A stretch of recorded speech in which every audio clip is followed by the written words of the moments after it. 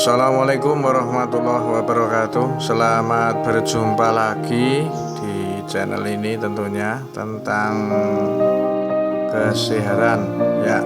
Kali ini kita membahas terkait gejala fisik saat alami depresi ya. Ini agar kita paham, jadi jangan sampai kita mengalami depresi karena sebetulnya ada 10 gejala fisik saat kita mengalami depresi. Nanti kita akan ulas semuanya. Tapi sebelumnya silahkan di subscribe dulu channel ini agar tetap konsisten membangun informasi-informasi kesehatan yang akurat dan tentu bermanfaat untuk kita semua.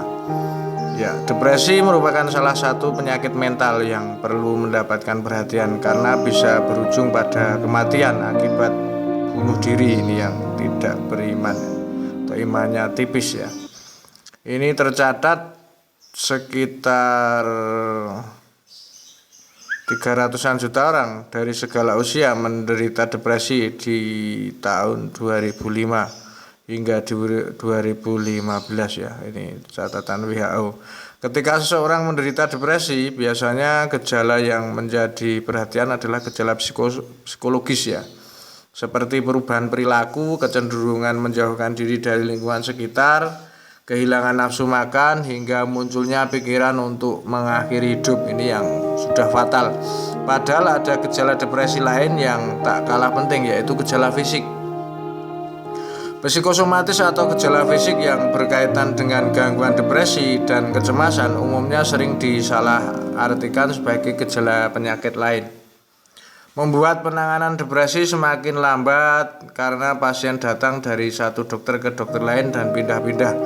Ini bukan saja, malah yang sebetulnya lebih baik ke psikiater ya, atau mungkin ke ahli-ahli psikis ya. Ya, stres memang bisa meningkat 30% akibat juga dari kurang tidur, ini juga bisa. Diagnosis depresi ini sering luput karena masalah ada banyak hal. Dan gejala-gejala ini timbul dari fisik ya, biasanya timbul dari fisik ya. Sedangkan kondisi yang memicu gejala tersebut, misalnya gangguan depresi, ini seringkali diabaikan oleh beberapa dokter atau beberapa medis ya. Untuk mengetahui gejala psikosomatis pada pasien depresi, ini sebetulnya bisa itu diajak wawancara yang lebih mendetail. Ini juga bisa. Ini berdasarkan survei.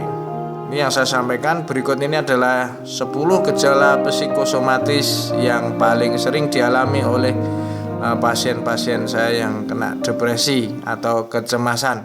1, yaitu berdegup kencang.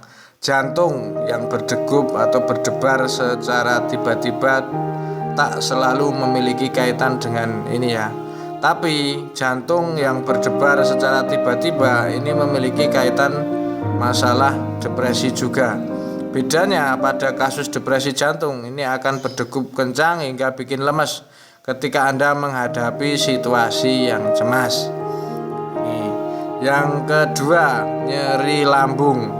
Di ilmu kedokteran mungkin terdapat istilah poros lambung otak yang membuat masalah lambung dan otak saling berhubungan karena saat kita masih jadi embrio, otak dan lambung kita berada di satu poros. Ini tutur beberapa dokter yang pernah ngobrol-ngobrol. Itulah yang menjadi alasan mengapa saat kita mengalami stres, biasanya lambung akan ikut menerima dampaknya, mulai dari gerakan peristaltik ya yang mengalami perubahan hingga asam lambung yang meningkat. Yang ketiga, kurang bertenaga ya. Walaupun sudah beristirahat cukup, makan bergizi, namun tubuh terasa lemas untuk beraktivitas. Bisa jadi ini karena gejala depresi. Ini menjadi salah satu efek psikologis yang mempengaruhi tubuh saat mengalami masalah mental. Yang keempat, nyeri di leher dan bahu. Biasanya leher atau bahu yang tegang akan dikaitkan dengan tubuh yang terlalu lelah beraktivitas. Namun jika nyeri di leher dan bahu ini Anda rasakan berkelanjutan, mungkin ini akibat stres atau cemas. Yang kelima, ini sering merasa pusing atau sempoyongan. Hampir semua orang pernah merasa pusing, hingga keluhan ini akan dengan mudah diabaikan atau dianggap sebagai akibat kekurangan gula. Mungkin juga karena darah rendah. Padahal bisa juga ini pusing, lemas, ini karena adanya tekanan atau depresi baik secara fisik mental. Ini ya bisa istilahnya bisa terjadi pada orang tertentu yang memang terkait tekanan mental ya. Yang keenam, kelelahan walaupun sedang bekerja. Ini kelelahan, mudah capek. Ini kelelahan merupakan gejala yang umum ditemukan pada pasien depresi. Namun tak seperti kelelahan pada umumnya sebetulnya. Kelelahan karena depresi ini bisa menyebabkan masalah lain, mengganggu konsentrasi hingga membuat mudah emosional. Nah, bedanya seperti itu. Yang ketujuh adalah kembung. Gangguan pencernaan yang paling sering dikeluhkan ketika seseorang terkena depresi adalah perut kembung dan agak banyak gas ini di lambung. Nah, untuk membedakannya, kembung yang memiliki kaitan dengan depresi dan kembung biasa ini harus mengevaluasi diri sendiri. Nah, ini misalnya saya ini karena depresi atau memang sakit yang lain, ini dievaluasi diri sendiri, dan seorang terapisi juga harus bisa memberikan wawasan terhadap pasiennya apabila ada pasien-pasien yang mengalami kasus-kasus seperti ini. Yang kedelapan, ini nyeri di dada ya. Nyeri di dada ini bisa terjadi ketika nyeri di dada melanda. Beberapa penyakit biasanya akan terlintas di pikiran kita, mulai dari masalah jantung, paru-paru dan sebagainya. Padahal itu mungkin merupakan gejala-gejala terkait depresi atau tekanan mental. Nah, ini bisa juga nyeri di dada akibat depresi dan trauma juga, karena kadang-kadang kita tidak tahu ya. Jadi seorang terapisi juga harus paham terkait itu. Yang kesembilan, gemetar atau bergoyang atau sempoyongan ya.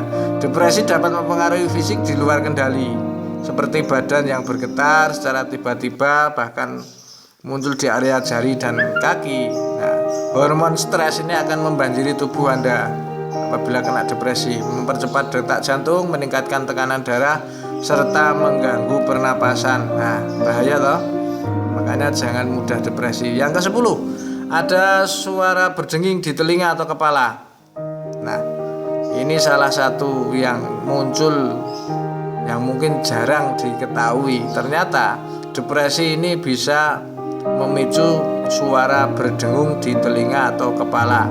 Ya, ini muncul biasanya tiba-tiba, merupakan kondisi yang normal mungkin, tapi jika hal ini sangat sering terjadi, mungkin ini adalah salah satu gejala depresi yang harus Anda waspadai.